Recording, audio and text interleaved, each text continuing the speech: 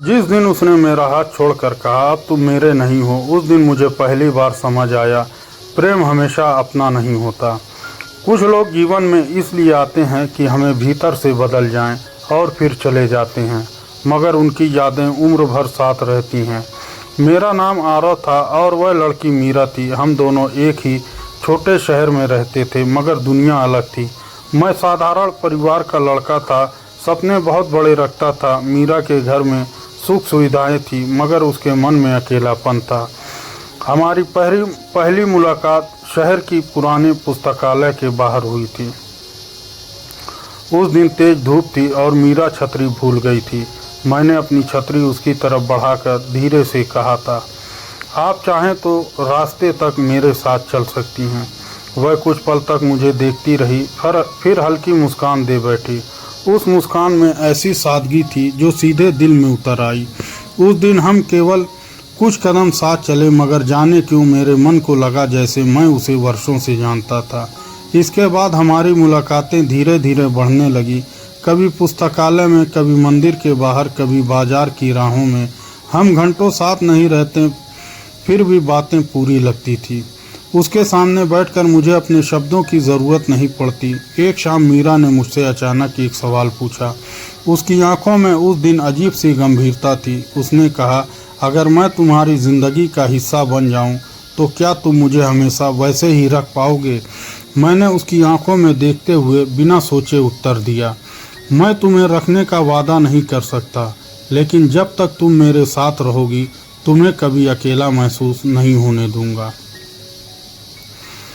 उसने कुछ नहीं कहा, बस मुस्कुराकर मेरी तरफ देखी, मगर उस मुस्कान के पीछे छुपा डर मैं समझ नहीं पाया। शायद उसे पहले से पता था हमारे रास्ते आसान नहीं होंगे। शायद उसे मालूम था हमारे बीच बहुत कुछ टूटने वाला है। कुछ महीनों में हमारा प्रेम इतना गहरा हो गया था, हम दोनों ने भविष्य की छोटे छोटे सपने देखना शुरू कर दिया। मीरा कहती थी उससे बड़ा घर नहीं चाहिए था, उसे बस ऐसा घर चाहिए था जहां मन को शांति मिले।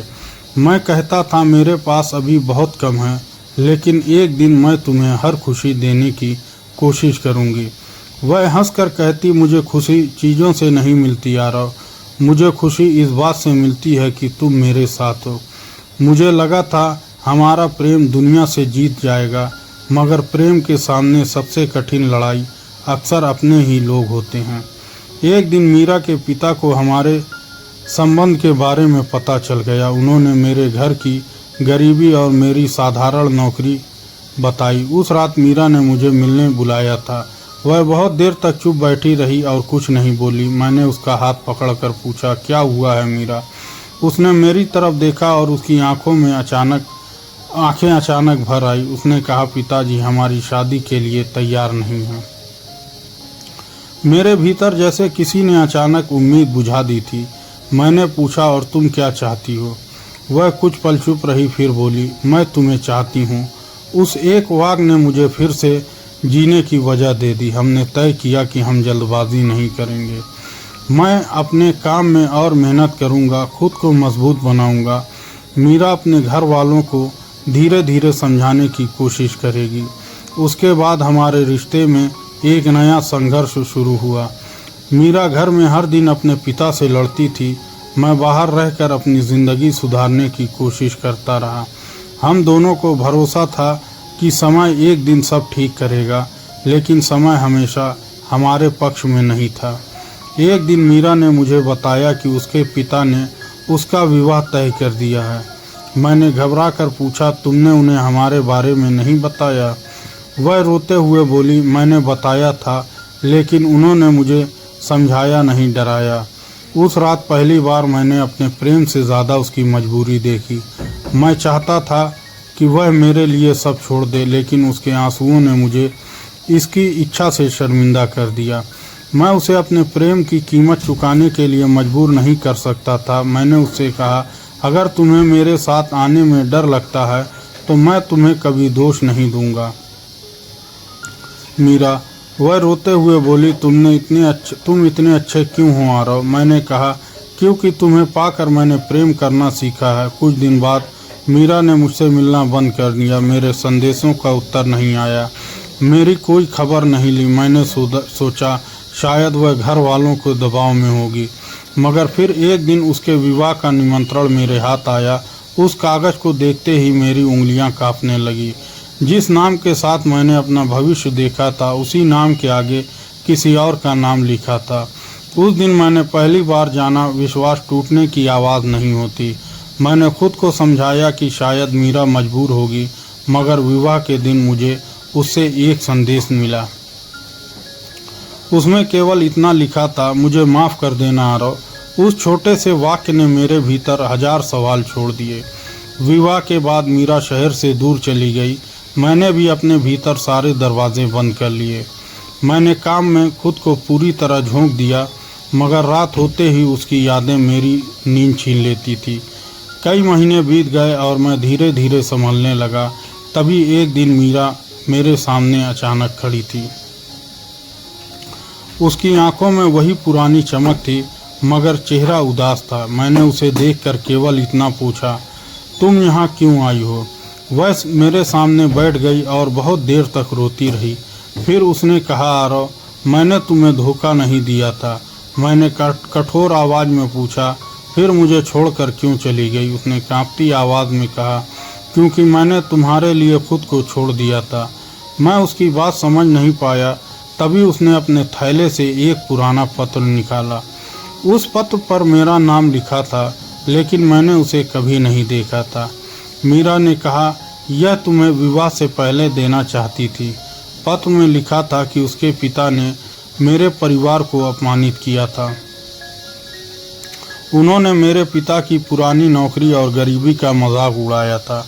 मीरा जानती थी कि मैं यह सब सुनकर टूट जाऊंगा, इसलिए उसने मुझे बचाने के लिए अपने प्रेम को ही कुचल दिया था। लेकिन कहानी यहीं ख़त्म नहीं हुई थी। मीरा ने बताया कि विवाह के बाद भी उसने अपने मन को स्वीकार नहीं किया। जिस व्यक्ति से उसका विवाह हुआ था, वह उसका जीवन साथी नहीं बन पाया। दोनों ने एक दूसरे से सम्मानपूर्वक अलग रहने का निर्णय लिया। मैंने उसकी तरफ देखा, मगर मेरे भीतर पुराना दर्द जाग गया। मैंने कहा, तुमने मुझे सच बताया होता तो शायद मैं समझता। मीरा ने आंखें पोंछते हुए कहा, मुझे डर था तुम मेरे लिए सब छोड़ दोगे। मैंने कहा, और तुमने मेरे लिए मेरा निर्णय ही छीन लिया। वह मेरी बात सुनकर चुप हो गई। उसकी आंखों में पछतावा था, मगर इस बार मैं भी बदल चुका था। मैंने उससे प्रेम करना कभी बंद नहीं किया था, लेकिन अब मैं अपने आत्मसम्मान को भी खोना नहीं चाहता था। मीरा ने धीरे से पूछा, क्या अब भी मेरे लिए कुछ बचा है? मैंने उसकी आंखों में देखकर कहा, प्रेम बचा है, मगर भरोसा घायल है। वह रोते हुए बोली, क्या मैं उस भरोसे को फिर से पा सकती हूँ? मैंने कहा, भरोसा मांगा नहीं जाता, समय के साथ कमाया जाता है। उस दिन हम दोनों अलग होकर चले गए। पहले मैं समझता था प्रेम का मतलब किसी को पा लेना है। अब समझ आया, प्रेम का अर्थ किसी की स्वतंत्रता का सम्मान करना भी है। और कभी कभी सबसे बड़ा त्याग अपने प्रिय को जाने देना होता है। मीरा ने मुझे फिर कभी अपने पास आने के लिए नहीं कहा। वह अपने जीवन को अपने निर्णय से संवारने लगी। मैंने भी अपने काम को आगे बढ़ाया और अपने सपने को पूरा किया। हम दोनों ने एक दूसरे के बिना जीना सीख लिया था। कई वर्ष बाद उसी पुरानी पुस्तकालय के बाहर मेरी उससे मुलाकात हुई। उसके हाथ में वही पुरानी पुस्तक थी जो पहली मुलाकात में थी। उसने मुस्कुराकर पूछा, क्या तुम्हें वह दिन याद है? मैंने कहा, मैंने वह दिन कभी भुलाया ही नहीं। कुछ पल हम दोनों चुप रहे। फिर मीरा ने कहा, तुम्हारी ज़िंदगी में कोई और आया? मैंने मुस्कुराकर कहा, हाँ, मेरी ज़िंदगी में मैं खुद आया। वह मेरी बात समझ गई और उसकी आंखें भर आई। मैंने उससे कहा, मीरा, तुम मेरी कहानी का सबसे दर्दनाक हिस्सा थी। वह चुप हो गई, मुझे देखती रही और फिर धीरे से मुस्कुराई। मैंने आगे कहा, लेकिन शायद वह हिस्सा मुझे सबसे मजबूत बना गया। उसकी आंखों से आंसू निकले, मगर इस बार उनमें पछतावा कम था। हम दोनों अलग दिशाओं में चल पड़े। पीछे मुड़कर मैंने उसे आखिरी बार देखा।